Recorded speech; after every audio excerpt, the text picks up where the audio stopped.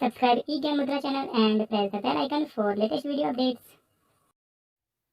ये जो वर्कशीट है हमारा वो है 50 और इसमें जो है हमारे पास वो वृत्त के त्रिज्याखंड का क्षेत्रफल है। तो देखो त्रिज्याखंड होता क्या है, जैसे एक सर्कल है हमारा ये, ठीक है ना, और ये इसका सेंटर है, ठीक है, और ये हमारा त्रिज्या है इसमें। तो त्रिज्या के द्वारा जितना भी पोर्शन कटता है ना सर्कल का, ये होता है हमारा त्रिज्याखंड, ठीक है ना। जैसे ये वाला पोर्शन है हमारा जिसको मैंने डार्क किया, ये हमारा छोटा वाला पोर्शन है तो ये हमारा त्रिज्याखंड है, और ये बड़ा वाला पोर्शन है तो ये भी हमारा त्रिज्याखंड है। तो इसमें दो तरह के हमारे त्रिज्याखंड बनते हैं। जैसे कि ये जो हमारा लघु है, लघु का मतलब क्या होता है, छोटा, लघु त्रिज्याखंड। और वैसे ही क्या है हमारा कि ये जो है हमारा बड़ा वाला पोर्शन है तो इसे बोलते हैं हम दीर्घ त्रिज्याखंड, दीर्घ त्रिज्याखंड, ठीक है। तो इसमें ना बेसिकली हमें इसके क्षेत्रफल के बारे में पढ़ना है।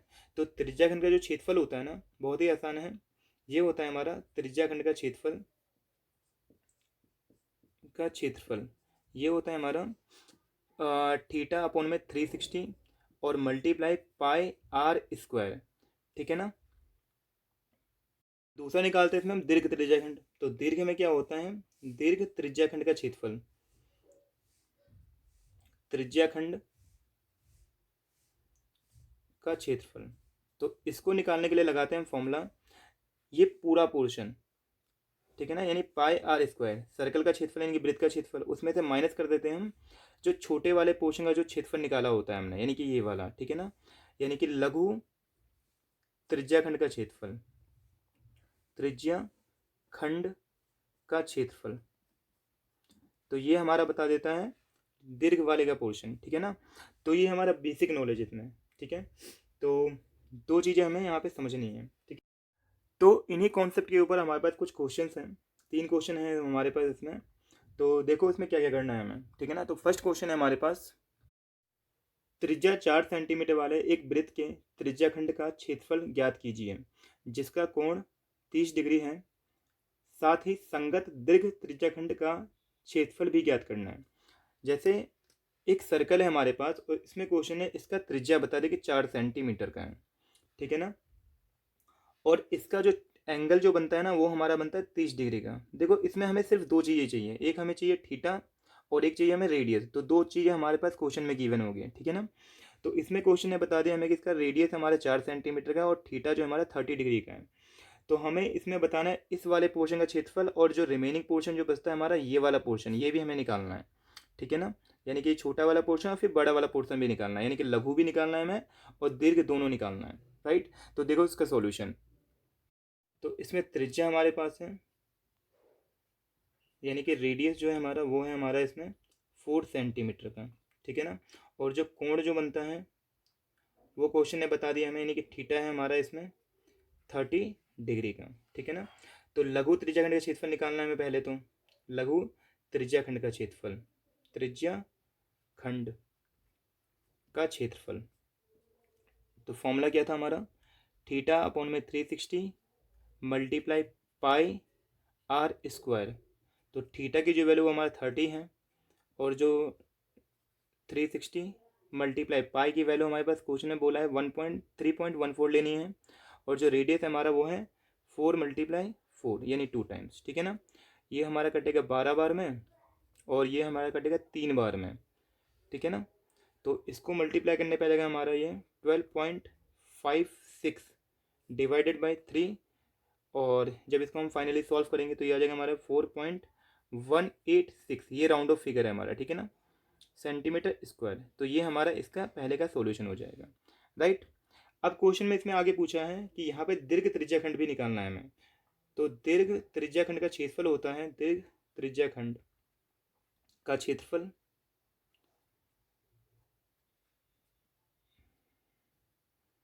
इसके लिए क्या करेंगे हम, जो कुल एरिया जो होता है यानी कि पाई आर स्क्वायर, उसमें से माइनस करेंगे हम लघु त्रिज्याखंड का क्षेत्रफल, लघु त्रिज्याखंड का क्षेत्रफल,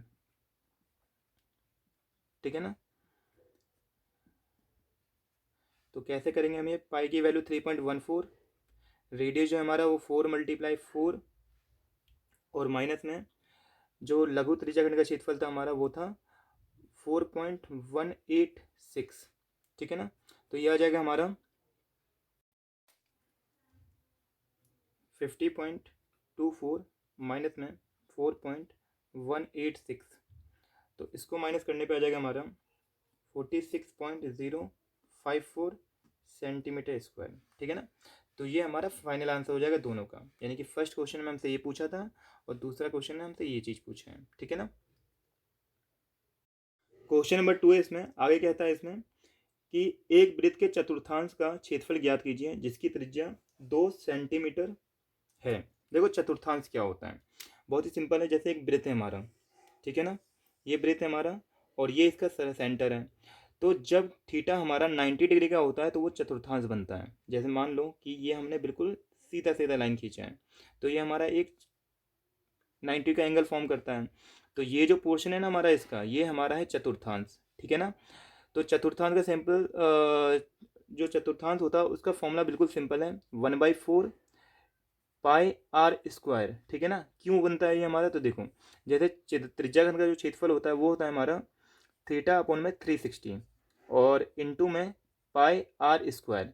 तो थीटा की वैल्यू हमारे पास 90 होती है यहाँ पे, तो 90 अपॉन में 360, ठीक है, मल्टीप्लाई पाई आर स्क्वायर, तो ये हमारा 4 टाइम्स में कट जाता है, यानी ये क्या आएगा हमारा 1/4 पाई आर स्क्वायर।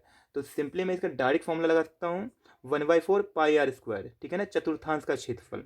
ठीक है, तो देखो इस क्वेश्चन में क्या करना है हमें कि जैसे इस वाले क्वेश्चन में हमें रेडियस क्वेश्चन ने बता दिया है 2 है और थीटा जो बेसिकली हमारा होगा वो 90 होगा। ठीक है ना, लेकिन मैंने बताया कि यहाँ पर डायरेक्ट फॉर्मूला लगा देंगे हम। ठीक है ना, तो चतुर्थांश का जो क्षेत्रफल होता है, चतुर्थांश का क्षेत्रफल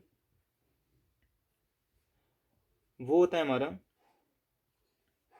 1/4 पाई आर स्क्वायर। ठीक है ना, तो 1/4 मल्टीप्लाई पाई की वैल्यू 22 अपॉन में 7 है, इंटू में जो रेडियस हमारा 2 इंटू 2।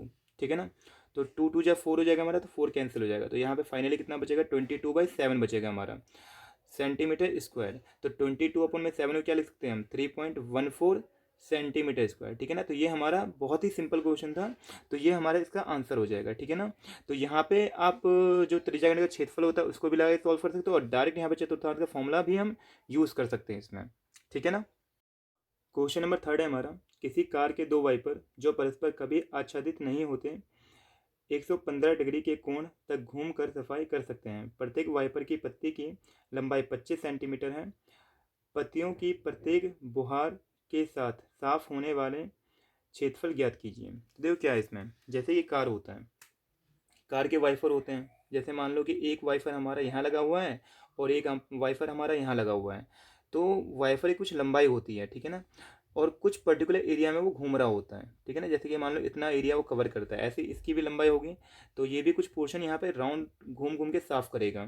ठीक है ना, वैसे ये भी क्या करेगा, घूम घूम के साफ करेगा। तो इसके द्वारा कुछ त्रिज्याखंड बनेगा। ठीक है ना, जैसे मान लेते हैं ये वाला पोर्शन है, इसके द्वारा ये वाला पोर्शन है और दोनों ही बराबर हैं, तो दोनों ही बराबर एरिया की सफाई करेंगे। तो क्वेश्चन ने बोला है कि ये दोनों मिला के कितना एरिया कवर करते हैं।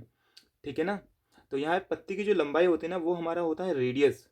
ठीक है, और क्वेश्चन ने इसमें हमें एंगल जितना भी होता है 115 डिग्री का, वो क्वेश्चन हमें बता दिया है कि 115 डिग्री तक ये घूमते हैं ये, राइट।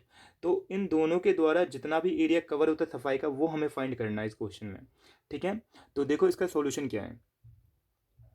जो हमारा थीटा त्रिज्या जो हो जाएगा वो हो जाएगा हमारा, यानी कि रेडियस, इसकी जो पत्ती की जो लंबाई होती है वही होगा, यानी कि 25 सेंटीमीटर। और वहीं पे जो इसका कोण जो बनेगा वो बनेगा हमारा थीटा, वो बनेगा हमारा 115 डिग्री का। ठीक है, तो क्वेश्चन में हमें सिर्फ दो चीज़ें चाहिए, एक रेडियस चाहिए और एक हमें थीटा चाहिए। तो इसका क्षेत्रफल निकालना है हमें। ठीक है ना, तो पत्तियों की प्रत्येक प्रत्येक बुहार के साथ साफ होने वाला क्षेत्रफल, होने वाला क्षेत्रफल। ठीक है ना, तो इसमें क्या होगा कि दो पोर्शन है, तो मैं सीधे 2 से मल्टीप्लाई कर देता हूँ और एक पार्ट का क्षेत्रफल, तो वो क्या होता है थीटा अपॉन में 360 मल्टीप्लाई पाई आर स्क्वायर। ठीक है ना, तो यहाँ पे 2 से इसलिए इंटू कर दिया हमने क्योंकि 2 फिगर थे हमारे पास और एक का क्षेत्रफल हमारा इस तरीके से निकल जाएगा, उसको 2 से मल्टीप्लाई तो टोटल का निकल जाएगा हमारा, ठीक है ना। तो 2 मल्टीप्लाई जो थीटा है हमारा वो है 115 डिग्री, 115 डिग्री अपॉन में 360 मल्टीप्लाई पाई की वैल्यू 22/7 मल्टीप्लाई रेडियस हमारा है इसमें 25 सेंटीमीटर का, 25 इंटू 25, राइट। तो सॉल्व कर लेते हैं हम। तो क्या होगा कि 2 इंटू में 115 बटे में 360 मल्टीप्लाई 22/7 मल्टीप्लाई 25 इंटू 25, तो 2 से कटेगा ये हमारा 180 बार में, ठीक है। फिर 5 से काट सकते थे हम, 5 5 या 25 और 5 से कटेगा हमारा ये, तो ये आ जाएगा हमारा 36, 36 भी 2 से कटेगा तो 18 और 2 से हमारा ये कट जाएगा 11 टाइम्स में, ठीक है ना। तो अब तो कुछ नहीं कटेगा हमारा, ठीक है। तो करते हैं सबको मल्टीप्लाई कर लेंगे हम, यानी कि 115 मल्टीप्लाई 11 मल्टीप्लाई 5 इंटू 25 और नीचे में हमारे पास है 18 मल्टीप्लाई 7, ठीक है ना। तो इसको प्रोडक्ट करने पे और इसको डिवाइड करने पे आ जाएगा हमारा, ये आ जाएगा हमारा 1 5 8 1 2 5 और डिवाइडेड बाय हमारा आ जाएगा 126, ठीक है। तो इसको डिवाइड करने पे हमारा आ जाएगा 1254.96, ठीक है ना, सेंटीमीटर स्क्वायर। तो ये हमारे हो गए सॉल्यूशन इन तीनों पार्ट के, ठीक है ना। आई होप ये चैप्टर समझ में आया होगा आपको। तो बहुत ही इजी थे 3 क्वेश्चन है हमारे पास।